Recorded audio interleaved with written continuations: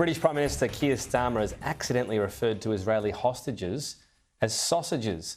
The stumble came during his first landmark speech as Prime Minister at the Labor conference as he called for peace in the Middle East.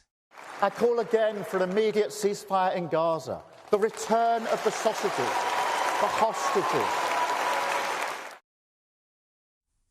Mr Starmer has been under scrutiny after it was revealed he received more than $200,000 worth of freebies, including clothing and furniture.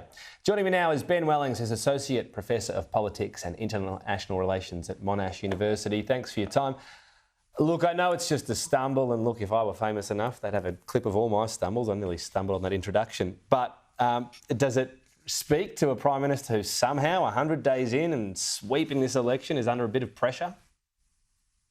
Yeah, it does, Tom. I mean, it's not a great look. And of course, you know, gaffes are gaffes and they're going to happen. But it doesn't help sort of create credibility, I think, amongst the wider electorate. And as you say, you know, Labour on the back of a very significant electoral win, which delivered a large, almost historically large majority in Parliament, and yet we think that support was very broad but not very deep. And so I think that's kind of reflected in perhaps some of the timidity of the Labour government in its first weeks and months in office. So you know, this conference speech was important in kind of resetting around some recent kind of scandals, minor scandals, if you like, and you know, it hasn't helped the cause all that much. Yeah, I think that's an interesting line you have there, the broad but not that deep support. So yes, it was a smashing victory, but it doesn't mean that you know, people were totally enamoured with Keir Starmer. The other things you mentioned, I mean, these free clothes for him and his wife and furniture as well. It just strikes me that particularly for a Labor leader that's seen what's happened with Boris Johnson, which was optics. I mean, it went further than optics for Boris Johnson, just outright hypocrisy, but that his political radar could be failing him so soon into this term. Yeah, I think that's kind of interesting as to why that might happen. Remember, the Labour Party has campaigned on this idea of change. Integrity in politics was really important, and it played a large part in keeping voters away from the Conservative Party or shifting them towards Reform UK, which is the thing that really delivered Labour the very large majority, that split in the right-wing vote. So I think you're right. It's to say, well, why could this, you know, why weren't there advisors, even advisors around Keir Starmer, sort of saying, you know, don't take those tickets to Arsenal, don't take those free clothes, even if other people have done it. You know, you could have reminded the Prime Minister of the Labour Party's campaign message, which was changed. So do things a little bit differently. Yeah, and the classic, it was within the rules, these sort of broad rules around that it was part of his office allowance, essentially.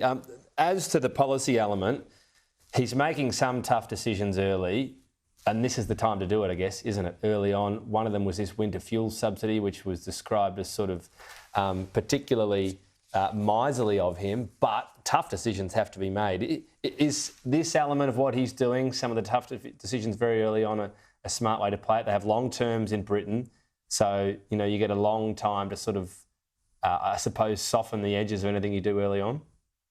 Yeah, look, I mean, if you're going to expend political capital, you have to do it early, and people will hopefully forget about it by the time 4 or 5 years rolls around and you get the next election in the UK. So the thing is, I think that there's also, I mean, maybe they're making tough decisions in the wrong places and punishing the wrong people. I mean, you know, there could be an argument to say, well, now's the time to kind of like really, you know, just tax the rich or something like that.